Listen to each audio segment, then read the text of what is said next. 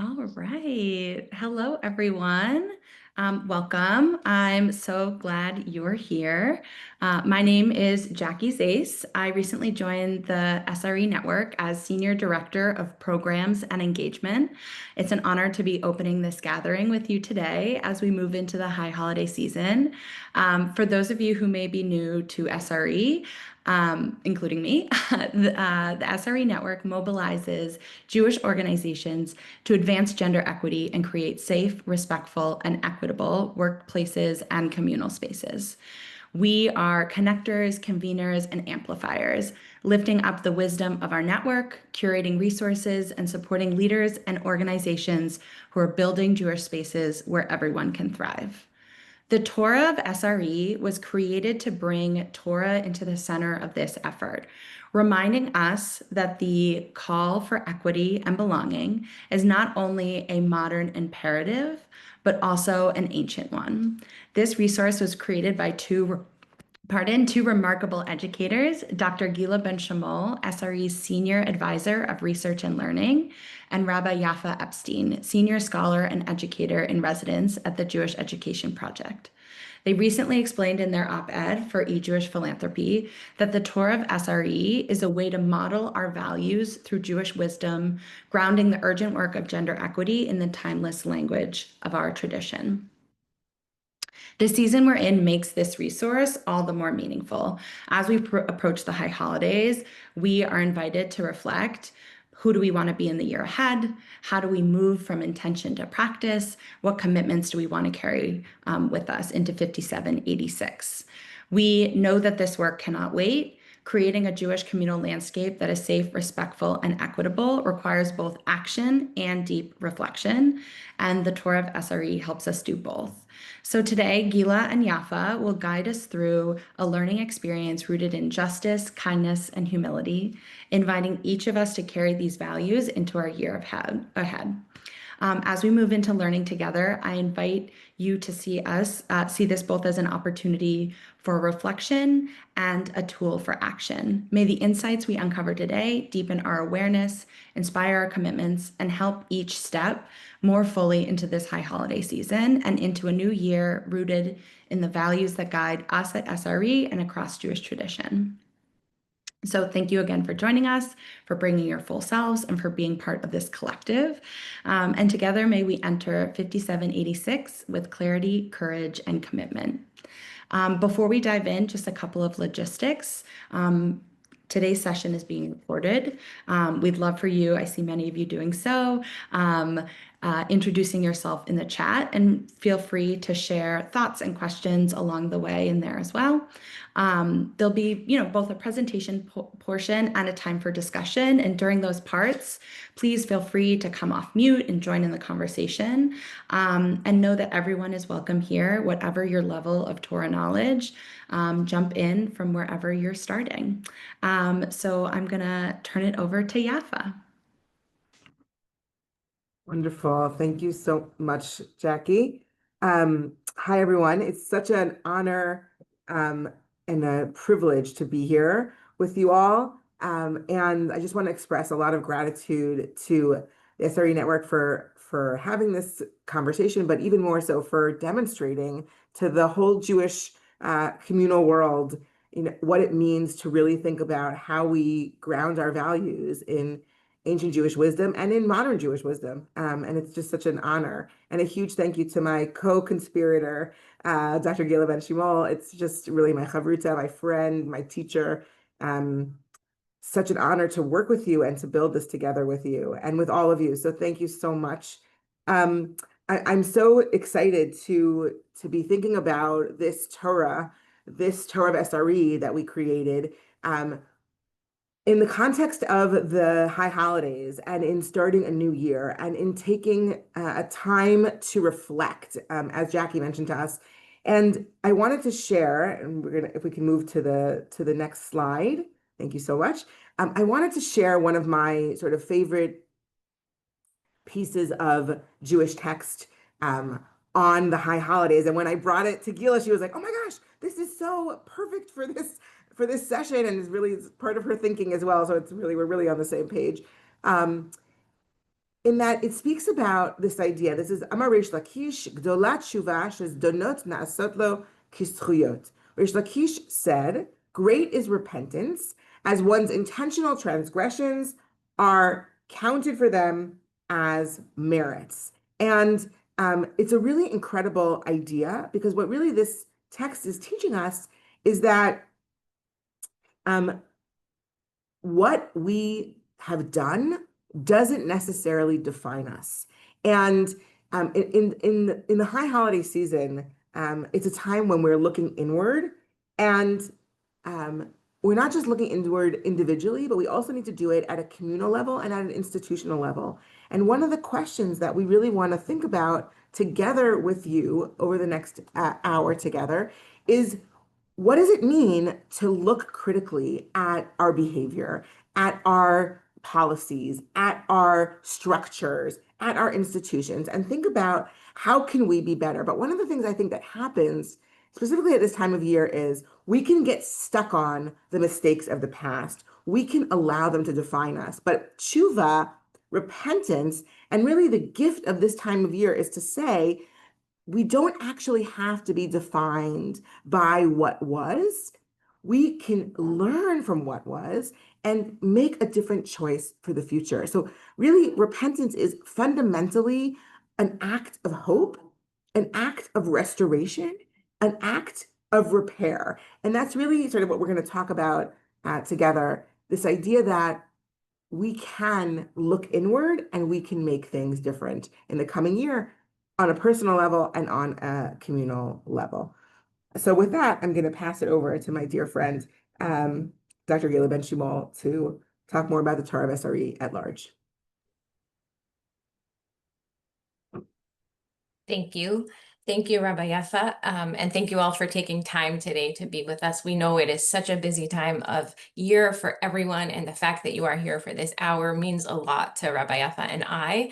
I am just as honored, if not more so, to have been a student of Rabba Yaffa as we co-created this together. So one of the things I just want to frame where we are today is something that Yaffa said to me the last time we spoke, which is, what kind of teshuvah does the community need in this particular year, at this particular time, where there is a lot of brokenness in our world, both globally as well as Jewishly, whether that is division among conversations that we can have, division among relationships in our communities. What kind of repentance do we need? And so I love this framing that Yaffa gave a minute ago on repair, on how we can build a different kind of world through our actions. What is the responsibility that I can take? That doesn't mean that I have to break myself, right? Which is a really important framing, I think, for this time of year, where we can get stuck on the, what did I do wrong and how am I going to be better? And just spend time like castigating ourselves for mistakes. And so this session, what we're going to do in the next 50 minutes together is we're going to look at the Torah of SRE. We're going to focus on a very high level at our central text. We're going to look at a few thoughts there, and then Yaffa is going to take us really deep into one word of that text, which should tell you how rich this text is. If we're going to go so deep on one word, that means that each word could have Yaffa expand on every single word in the text. We are then going to pause to think about what this means on an action level as individuals. We're going to do the same thing to pause what this means on an action level as a community. And then we're going to wish each other a Shana Tova and hope that we are moving into this season with a renewed heart and renewed strength. So in order to ground how this Torah of SRE came to happen, where did we come up with this text? Let's look at who SRE is and what we do. For those of you who are new to SRE, maybe this is your first program, welcome. And for those of you who have been here before, welcome also, but also this will be a little bit of a refresher. And so, yes, that's right, Jackie, our own Jackie, this is her first program, so thank you so much. So our mission at SRE is to mobilize Jewish organizations to achieve gender equity and cultivate inclusive both workplaces and communal spaces where all individuals can succeed and drive change. That's very nice. But What does it actually mean? It means that we have this vision that the Jewish communal landscape is safe, respectful, and equitable so that every individual and organization thrives. We at SRE really think that in order for people and organizations to thrive, they have to have those not just feelings of safety, respect, and equity, but the reality of safety, respect, and equity, and that organizations don't just change themselves, right? They are run by people. And so we, each of us, wherever we are in our Jewish organization or our Jewish community, have the power to effect change. But sometimes it can get really easy to look at everyone around me and say, you know, what are they doing to create change? And so Yaffa and I stopped and we said, how can we make this more individual? How can we look at the Torah of SRE and say, where is my locus of control? Where do I have that responsibility and the obligation to create this kind of an environment? And what are the Jewish values and the Jewish texts that underpin these concepts of safety, respect, and equity? So that they're not just like nice global concepts, but what is Jewish about this actual work? And so we turn to our central text. Julian, if we could go to the next slide, please. Thank you so much. We turn to this central text in Micah. And the prophet Micah was trying to tell the Jewish people how to get closer to God. And at that time, the way to get closer to God was thought to be through sacrifices. But it's pretty easy to bring a sacrifice, right? You take the animal, you bring the sacrifice to God. And Micah was saying, no, no, no, no. This is not a time of sacrifices. This is a time of behavior change. If you want to get closer to God, you have to change your behavior. But that could mean a lot of things. And so he specifies, how should you change your behavior? And he says, Higid lecha adam, you have been told, human being, ma tov, what is good? Uma Hashem doresh mimcha, and what does God want from you? Ki im asot mishpat, and here he goes really specific, only to do justice, ve'ahavat chesed, and to love kindness, ve'hatznea lechet im Hashem elokacha, and to walk humbly with God. Now, Yaffa and I did not just take safety, respect, and equity. Those are three ideas. Justice, kindness, and humility. Those are three ideas. Let's just put them together. We actually sat and thought, what does this three-legged stool of safety, respect, and equity mean? Why do you need all three of them? At SRE, we believe that in order to have gender equity, you actually need all three of those ideas, those values, those realities in order to uphold gender equity. Without one, it is imbalanced. And so Rabba Yaffa and I thought, where do we see this in Judaism? Now, we're not here to tell you whether justice is safety and kindness is respect and humility is equity. We leave that up to you. And I'm actually quite curious, you know, at some point, if you want in the chat, you could tell me what you think safety, respect, and equity mean vis-a-vis justice, kindness, and humility. But we really believe that this text is the Jewish version of the three-legged stool, of how to be a good person, how to walk in this world in my interactions with myself, with individuals, and with my community. And this also encompasses my behaviors in private, right? The interactions that I have that nobody else is going to see other than the person I'm with, but also the interactions that I have in public. And there may be different demands when we are interacting in public than when we are interacting in private. But this is the underpinning of how we are supposed to be in relationship with one another. And so we expanded on the text. If you look at our source sheet, I'm just going to hold it up here. We are very proud of the design, and shout out to Ali from the SRE Network's team who put together this, page that looks like a Talmud page, and you can open up the link yourself. And so what we did was we looked at every single word in this text. And for this version, we focused on the nouns. However, you could also, and hopefully we're gonna, this is just the first iteration, we wanna expand on this. We're gonna eventually focus on the verbs. What does it mean to do justice? What does it mean to love kindness? What does it mean to walk with humility? But for this source sheet, we focused on the nouns, and we also focused on God. We began with God, acknowledging that not everybody believes in God per se or in the same idea of divinity.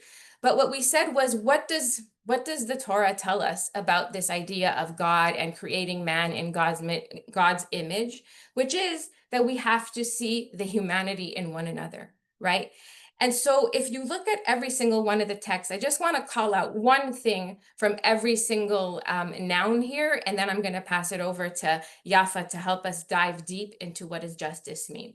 So if we look at the word about God, the text about God, what we're saying is, what does it mean that God created created people in his image, right? In God's image. We know that this is something that is thrown around all of the time. I think you could go to, we should do a study. Let's go to every Jewish organization's website and see where this text might be quoted, right? Human dignity. I see people smiling, so you relate. And what we said is, what does it mean to treat one another as if we are acknowledge that we're each created in God's image, right? It's that we have to recognize that every day is an opportunity to know that I am interacting with the divine in someone else. That also means I'm interacting with the divine in myself. I have to uphold that in myself. And let's look at kindness for a minute.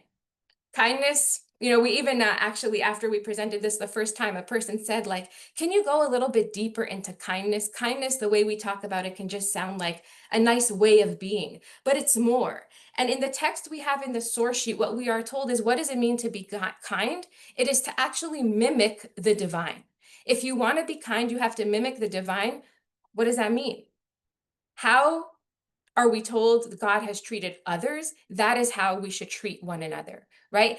It's not about divinity. It's about actually human interactions, actually honoring the humanity of people, but serving them in particular kinds of ways. And then finally, and this is like such an overview, each one of these things we can have a whole conversation on. Finally, if we look at humility, what does humility mean? How does being humble actually increase my empathy for one another? Dr. Erica Brown talks so beautifully about noticing, making the invisible visible, right? There are so many people in our community that feel unseen. This morning, there was an article about the M² study, hoping that their findings would be about hope. Instead, their findings were about the pain that people feel in Jewish organizations, in Jewish community, the feelings of invisibility. And so walking humbly is that I recognize that other people, I have to notice other people, I have to center other people, I have to serve other people. So that's just very brief on God, on kindness and humility. And I'm going to turn it over to Rabba Yaffa to go deep into justice. Thank you so much. Thank you, Guila. I just wanted to point out one of the things that's interesting is sort of the place of God. We used a lot of God text on the sheet, and one of the things that is important is that in that verse we talk about God, and we talk about as Dr. Benchimol said, right, that we talk about being created in the image of God and the significance of human dignity as a result of being created in the image of God. But one of the things that was really important to us to say is that there's not one definition of what God is. And on the sheet, you'll see it if you click in there, right? There's actually a disclaimer about that. That was really important to us that we focused on saying there's not one definition of God. Not everyone relates even to the concept of God or to the divine. And that's okay. You don't have to believe anything in order to learn this text. But it is sort of interesting to notice the connection between how we move with justice and kindness and humility in the world, and what it means to be imbued, as Dr. Benchimol said, with the divine within us. So that was just an important thing to try to bring people along with us, and to make sure that we're being as inclusive as possible to everyone and whatever you believe. So that I just wanted to point that out. I think that's an important thing to say, and it's true throughout this webinar and in general and through our work, and wanting to make this a conversation that really is open to all, but also to continue to explore what is the nexus between human dignity and how we walk in the world and bring more justice. So we're gonna do a deep dive on this, as Dr. Benchimol said, just this one word of justice, and in the pasuk, in the verse, it's mishpat, do mishpat, and that sort of, it implies sort of judgment And with this justice, that it's like it's sort of a legal term. We also talk about tzedek. When we talk about justice, we talk a lot about tzedek and tzedek of pursuing justice. So just want to point out that that's not the word that's used in the verse, but it's something that should be part of our conversation here as well. Sort of what does it mean to pursue justice and righteousness? So what's fascinating, my friends, is that actually this verse is parsed and talked about a lot here in, this is the source, this is the slide that you're seeing in Tractate Sukkah of the Babylonian Talmud. And there's actually sort of a lot of text at this place, which discusses this, or what is the relationship between justice, kindness, humility, righteousness? How do they all fit together? And when we were learning this together, we thought it was really fascinating to notice that the Talmud is really interested in not separating out justice from kindness, but rather marrying those two ideas. So if we see here, look with me, Rabbi Elazar said, anyone who performs righteousness and justice is considered as though they filled the whole world in its entirety with kindness.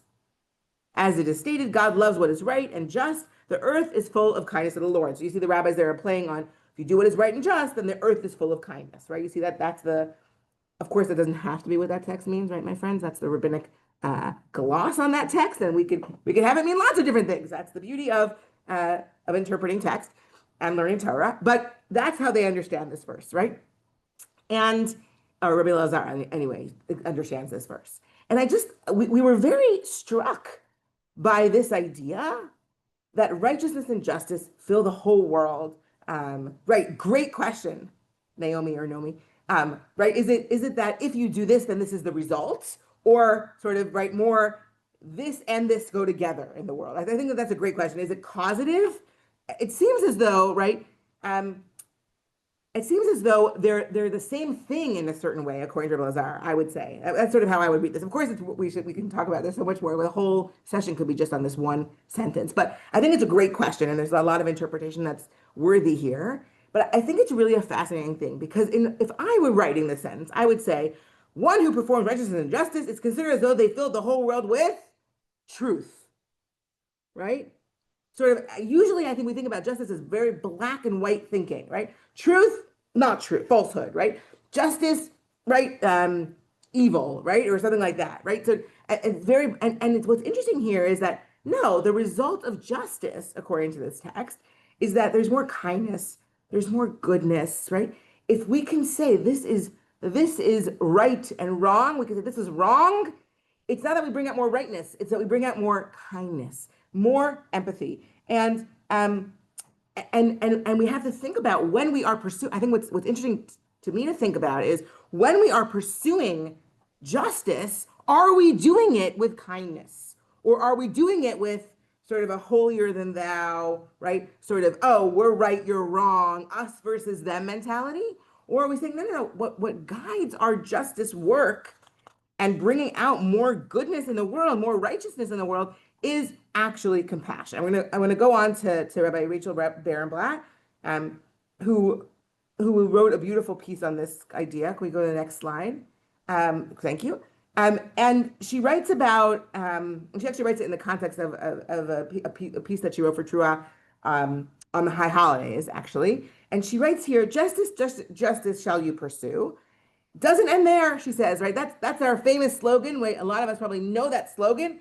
Tzedek, tzedek tirdof, justice shall you pursue. But she says, you got to keep reading, right? Like any good teacher of Torah, she says, just keep reading the text, right? Don't stop there. She says, right? Actually, the continuation of the verse is, right? In order that you may live and inherit the land which God, right? Adonai your God is giving you, okay? And that's from Deuteronomy 16:20. She's quoting. And she says, right, it's really important to connect justice, and it's actually fascinating because it's the same tool that the rabbis were using before, right? Justice shall you pursue. Why? In order that you may live and inherit the land which God is giving you, okay? And then she says this, we pursue justice in order that we may truly live.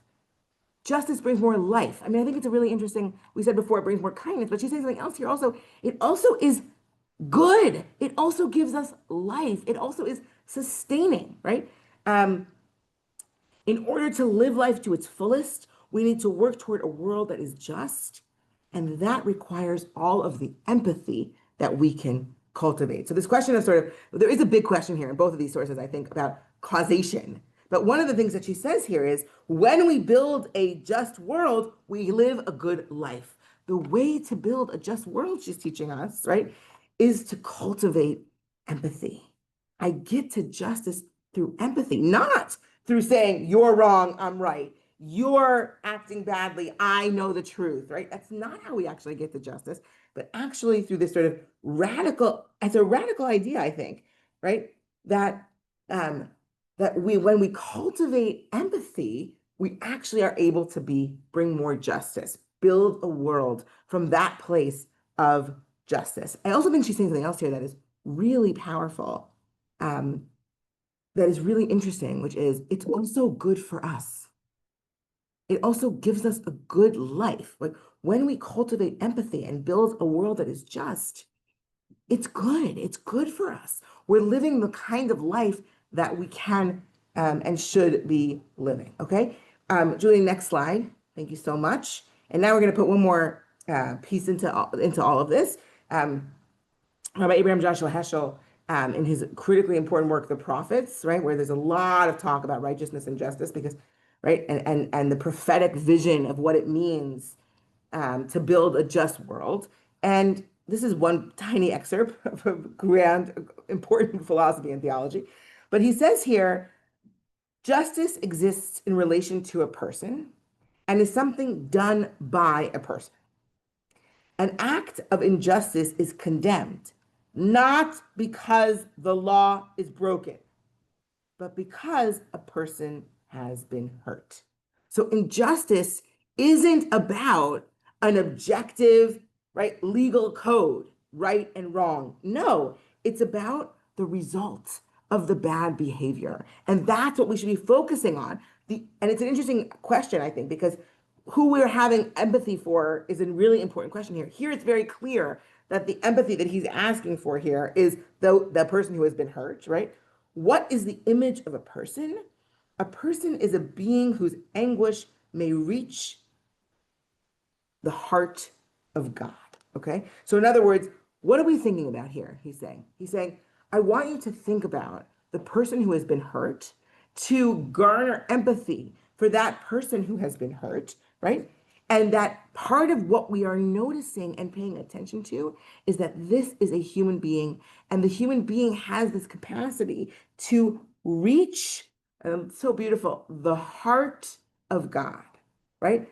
That's what we should be thinking about when we build a just world. It's not that you transgressed. It's not about the black and white of the law. It's about understanding that someone is hurt by this injustice and that pain is being heard by God. And I would venture to guess or to understand here that what Rabbi Heschel is teaching us is, and God feels the person's pain. God experiences that. And therefore, because we are created in the image of the divine, it is on us as well to feel that person's pain. It can't just reach the heart of God. It has to also reach our hearts, right? That's what we're supposed to be. That's what we should be working towards when it comes to thinking about justice and thinking about the relationship between kindness or chesed or love, empathy to human beings, right? Both in the pursuit of justice and in correcting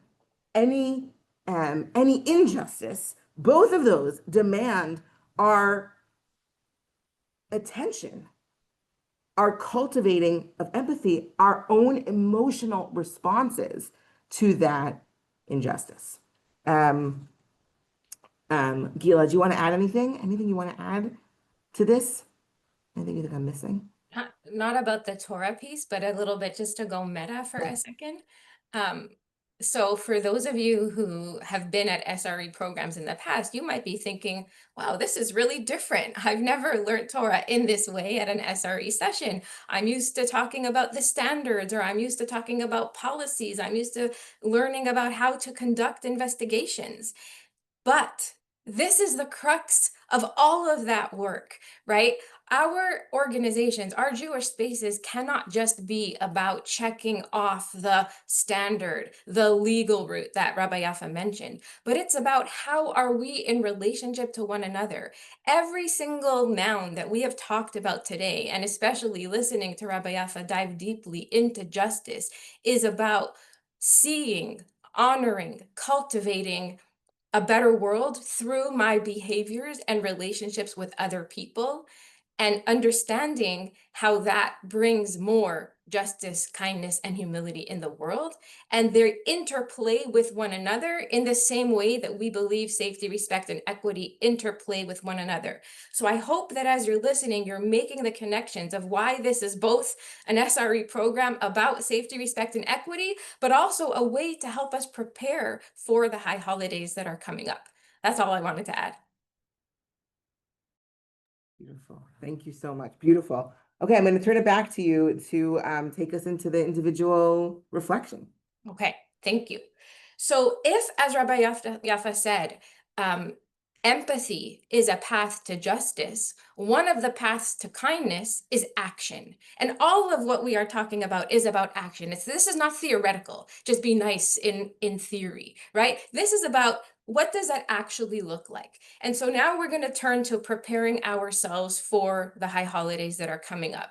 Whatever way you spend your day, there is a custom to spend these months, right? This month of Elul and the next 10 days from Rosh Hashanah until Yom Kippur, thinking about how we want to be, what kind of a year we want to have. And so we're going to go a little bit like we just did this session. We're going to go, broad, and then we're going to zoom in. And so if the path to kindness is action, what we want to think about is, what does this actually mean? What does it mean in practice to walk humbly? I could say, yeah, I'm going to be humble. What does that actually look like? And so what we have done here is we are going together, privately and then together for those who bravely want to share out. Think about the stepping stones that you would like to chart for your path in this year ahead.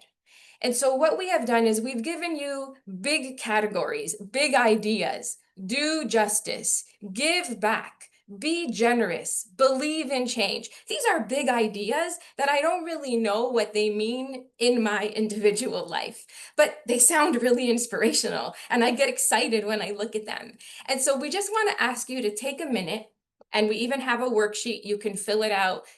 I go to synagogue on Rosh Hashanah, and my prayer book is full of my worksheets and my contemplations and my list of things that I'm going to try and do this year and nice thoughts that I have.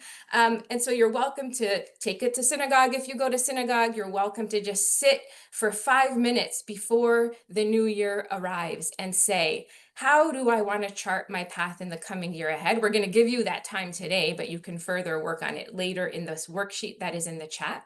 So choose 3 of these big ideas that are in the categories before you, and then take a minute to translate those big ideas into a specific action under each category, and then chart those action steps on your worksheet. We're going to do this as individuals, and then we're going to share out for anyone who wants to share out. And then Rabba Yaffa is going to help us think about, what does communal teshuvah actually look like? But this is about ourselves. And again, just a reminder, this is not to punish ourselves. This is not to castigate ourselves. It's to take the inspiration from what you just heard, what we just learned together, and say, how can I turn that into a reality in my life? So we're going to give like 2 or 3 minutes of silent reflection. You are welcome to, I'm gonna do a little closing, and then Jackie's gonna, send us out for our day. But Yaffa and I want to encourage you, to sit with this document, but also feel free to take it to your organization. Feel free to take it to your friend. Feel free to take it to your family.